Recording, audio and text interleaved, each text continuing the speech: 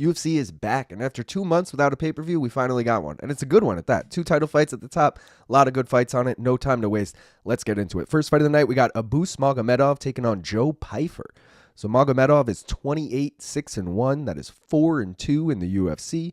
Pyfer is 14-3, that is 5-1 in the UFC. Magomedov has won 3 straight fights. Pyfer's won 7 of his last 8 fights. Abus, 35 years old. Joe Pyfer, still just 29 years old. So I'm going to take the over 1.5 here. It's -140. I'm going to parlay it. I'll get to it as I go. Straight up, Abus has hit it in 5 straight fights, and Pyfer's hit it in 2 of his last 3. My biggest worry here is Joe Pyfer's power against Abus's chin. You know, he's a little chinny. Joe Pyfer obviously hits hard. Do like this fight to go a little long, though, despite that. I feel like Abus is going to try and wrestle him, and I think that's going to prolong it, and that made me a little nervous to take Joe Pyfer money line, who I do think does win, but I feel like Abus could be a live dog here, so I'm riding with the over 1.5. If you guys are looking for anything else to take, just mention Joe Pyfer money line. It's -225, so you definitely got to parlay it. He lands more. He gets hit less often. Abus going to look to wrestle. Pyfer only been taken down once, though, in 6 UFC fights. Also, he hits really fucking hard, and Abus has been KO'd twice before. So definitely a path here for Joe Pyfer. Again, just a little worried about the wrestling. Another prop I like, fight end by KO. It's -120, so you'd have to parlay it. 14 of Abus's 28 pro wins have come by KO, and 9 of Pyfer's 14 pro wins have come by KO. That is 55% combined, and both guys have been KO'd before. Also, if you like Abus, just take him by decision, dude. +550. 2 of his last 3 wins have come by decision, and Pyfer's lone UFC loss, you guessed it, it came by decision. Next fight of the night, we got Josh Emmett taking on Youssef Zalal. So Emmett is 19-5, that is 10-5 in the UFC.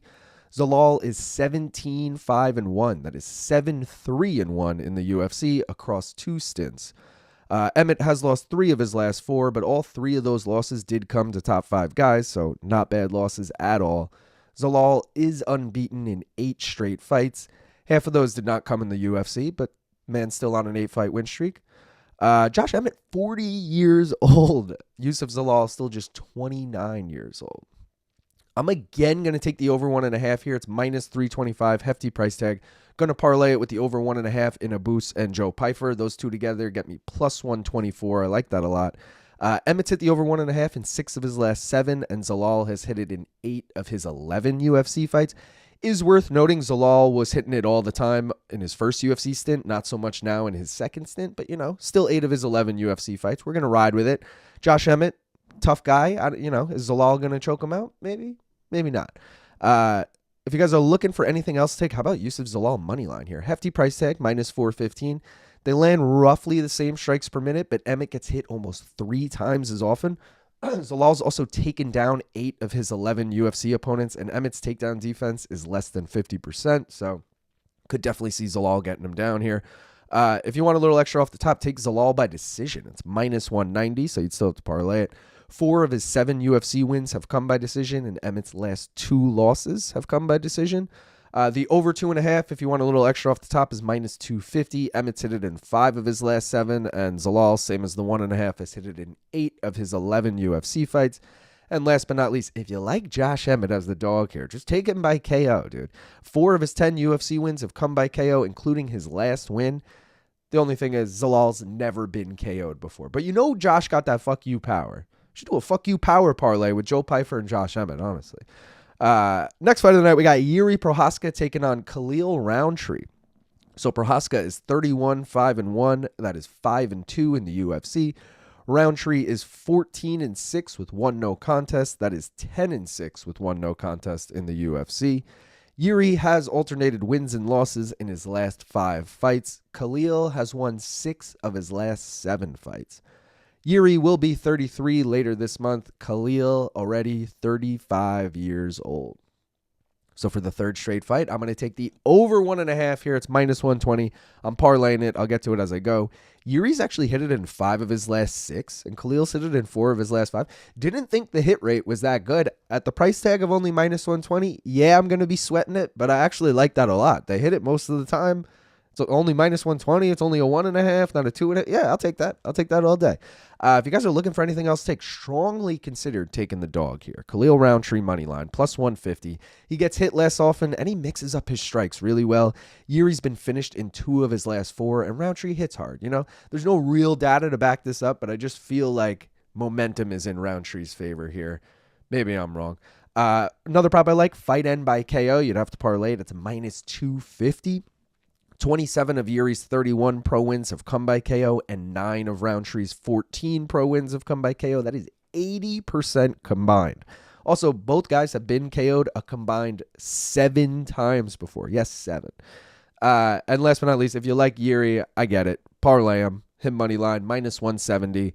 He lands more often, and he's going to have a 4-inch reach advantage, and he's only lost to Poatan in the UFC. It's not like he's like, I said he's alternated wins and losses in his last 5. It's because 2 of those were against Poatan. Cut the man a break. Co-main event, my boy Merab Dvalishvili taking on Cory Sandhagen. So Merab is 20-4. That is 13-2 in the UFC. Sandhagen is 18-5. That is 11-4 in the UFC. Merab has won 13 straight fights. Cory has won 4 of his last 5. Merab, 34 years old. Cory, 33 years old. I mean, you guys even got to question what I'm taking here. I'm riding with Merab Dvalishvili money line, minus 350. I'm going to parlay it with the over 1.5 in Jiri Rountree. Gets me plus 136. Hey, as long as that over 1.5 hits, I like this a lot. Merab, he averages almost 6 takedowns per 15 minutes, and Cory was taken down in 3 straight fights. Also, Merab's probably got the best cardio in the UFC. Cardio for days, and he seems to be getting better with time, right? We just saw him finish Sean O'Malley's last time out. He was a decision machine before that, no pun intended. His nickname is The Machine.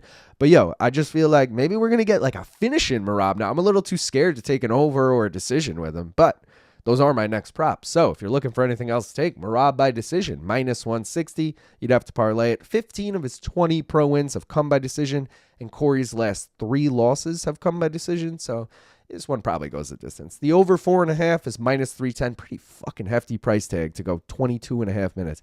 Merab's hit it in 3 of the 4 5-rounders that he's been scheduled for in the UFC, and Cory's hit it in 5 of the 7 5-rounders that he's been scheduled for in the UFC. So they do hit it a lot, but, still don't love that. This price I love a lot. How about Merab by sub? Sure, it's a little wild, a little outlandish, plus 850, though. Only 2 of his pro wins have come by sub, but I just mentioned his last win over Sean O'Malley came by sub. Also, I don't know if you guys saw that video of him fucking grappling with DJ, and he subs DJ in this weird ass, like, it wasn't even like I don't know what the fuck it was. But anyways, is Merab getting better on the ground? I don't know. Cory has been sub before, too. Just worth noting there. Plus 850, kind of wild. Main event, we got Magomed Ankalaev taking on Alex Pereira. 2, the rematch, baby. Rematch from March of earlier this year. Ankalaev won by unanimous decision, 48-47 on 2 judges' scorecards, 49-46 on the other. Ankalaev, he's 21-1 with 1 no contest. That is 12-1 with 1 no contest in the UFC. Pereira is 12-3. That is 9-2 in the UFC across middleweight and light heavyweight. Ankalaev unbeaten in 14 straight fights since his UFC debut. Poatan has won 5 of his last 6. Ankalaev, 33 years old. Poatan, 38 years old. So I just want to say, in the first fight, I said, I'll take whoever the dog is here. Ankalaev was the dog, took him, it obviously cashed. I kind of had the same theory going into this one, even though I knew Ankalaev was going to be the favorite. And I said, I'd probably take Poatan at plus money, but it's got to be juicy plus money, plus 150 or higher. This man's sitting at plus 220 right now. That's what I'm taking. Poatan money line, plus 220.